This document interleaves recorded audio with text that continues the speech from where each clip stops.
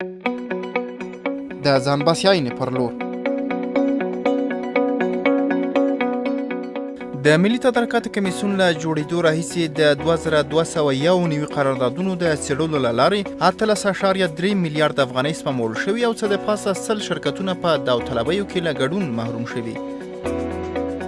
د اداري فساد په تور د ملي دفاع وزارت 1394 منصوبین له دندو ګوښه شوي او د 1692 تنو نورو دندې بدلې شوي.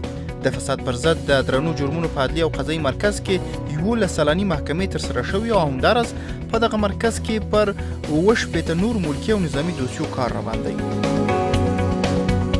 څه د پاسه 600 قاضیان تبدیل، 20 سلنه څارنوالان او د ګمرکونو 25 سلنه کارکوونکي له دندو ګوښه شوي او د څو لوړپوړو چارواکو دندې ځنډول شوي او ممنوع خروج شوي دي.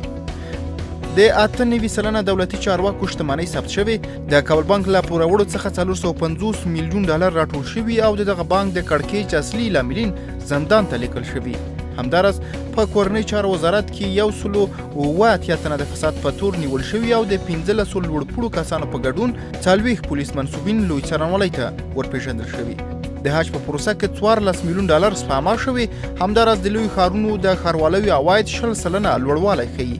په 1995 کال کې عواید 115 میلیارد افغانۍ ته ورسېدل، یعنی له ټاکل شوي هدف څخه 15 سلنه ډېر. اطلاعاتو ته د لاسرسي قانون پلی کیږي او د بې پولو خبریالانو لخوا افغانستان د یوه تر ټولو ځواب ویونکي حکومت په توګه وپېژندل شو. افغانستان په فساد له درېیم ککړ هېواد څخه خلاص او د روڼوالي نړیوال سازمان په جدول کې 8مه رتبه خپله کړي.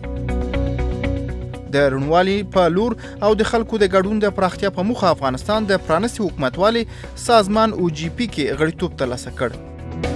320 زره جریب ځمکه د غاصبینو له منګولو راخلاصه شوې او د فساد 1100 دوسیې څېړل کیږي.